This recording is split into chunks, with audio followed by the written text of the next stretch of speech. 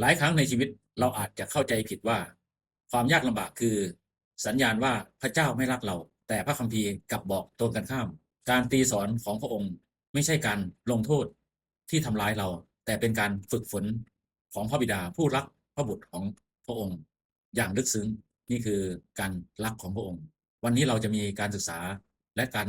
หนุนจิตชูใจในพระคำอันล้ำค่าจากพระธรรมฮีบรูบทที่12ข้อ5ให้เรารู้จักหัวใจของพระเจ้าในการฝึกสอนให้เติบโตขึ้นในพระองค์พระคำของพระเจ้าที่มาในชีวิตของเราและท่านทั้งหลายได้ลืมคำเตือนนั้นเสียซึ่งได้เตือนท่านเหมือนกับเตือนบุตรว่าบุตรชายของเราเอ๋ยอย่าดูหมิ่นการตีสอนขององค์พระผู้เป็นเจ้าและอย่าละอายในเมื่อพระองค์ทรงติเตือนท่านนั้นในฮีบรูบทที่12ข้อ5นี่คือพระคำของพระเจ้าที่มาในชีวิตของเราในทุกเช้าที่เราจะเข้ามาศึกษาพระวจนะคำของพระเจ้า มีอยู่3ประการด้วยกันก็คือประการแรกก็คือพระเจ้าตีสอนในฐานะบิดาไม่ใช่ผู้พิพากษาคำว่าเตือนเหมือนเตือนบุตรทำให้เราเห็นหัวใจของพระเจ้าพระองค์ไม่ได้ลงโทษเพื่อทำร้ายเรา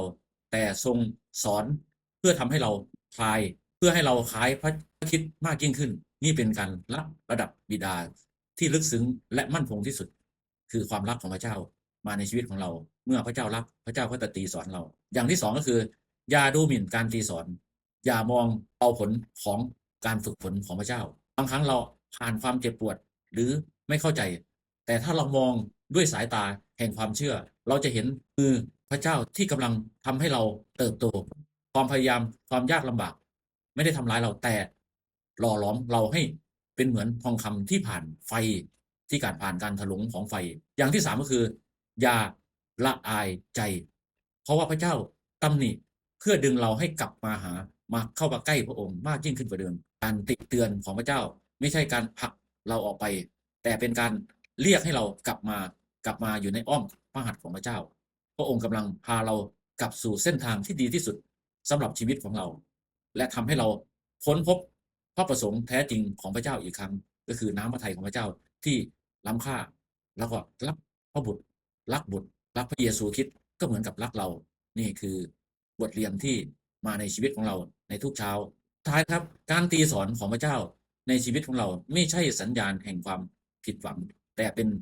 ตราประทับแห่งการเป็นบุตรของพระองค์เราเป็นบุตรของพระเจ้าพระเจ้าก็จะตีสอนเพราะว่าเราได้รับมรดกของพระองค์เมื่อเรายอมรับให้พระเจ้าฝึกเราดัดเราและทำให้เราเข้มแข็งขึ้นเราจะเติบโตอย่างมั่นคงและชีวิตเราจะเกิดผลเพื่อพระสิริของพระเจ้าในที่สุดในชีวิตของเราเราจะเข้ามาหาพระเจ้า